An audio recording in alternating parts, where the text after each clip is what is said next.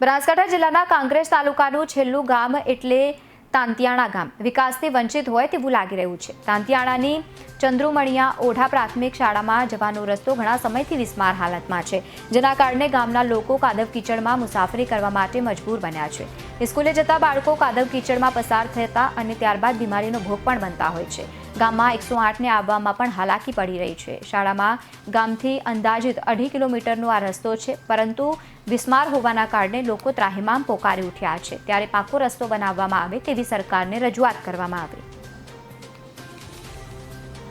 સરકારશ્રીને એવી અમે માગણી કરીએ છીએ કે અમારો રોડ પાકો થઈ જાય એવી અમારી માગણી છે।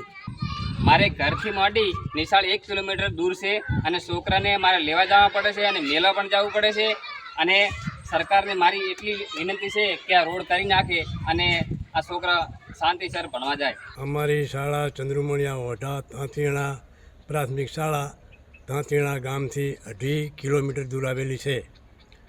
આ શાળામાં 1 થી 5 ધોરણનો આશરે 50 બાળકો અભ્યાસ કરે છે।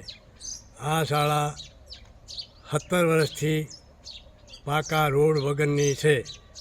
ચોમાસામાં બાળકો અને શિક્ષકોને ભયંકર પાણી અને કીચડનો સામનો કરવો પડે છે। સરકારશ્રીમાં વારંવાર રજૂઆત કરવા છતાં આજ સુધી પાકો રસ્તો મળ્યો નથી। આ ઉપરાંત અહીં આશરે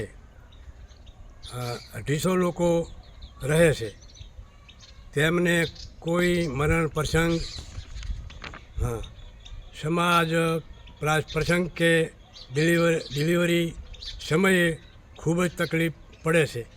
આઝાદીના આટલા વર્ષ પછી પણ બાળકો કાચા રસ્તામાં શાળાએ જાય છે, તો અમારી સરકારને વિનંતી છે કે બાળકોના હિતમાં અને અન્ય તકલીફો દૂર કરી જલ્દીથી પાકો રોડ બનાવી આપે।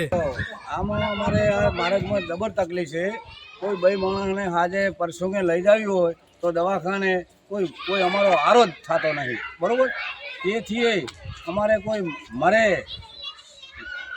માઇન્ડ પોઈન્ટ કોઈ દાડો કોઈ અમારે કોઈ તકલીફ છે, કોઈ કાંટા ભણી, બરાબર। એટલે હવે અમારે આનું કરવું જ શું।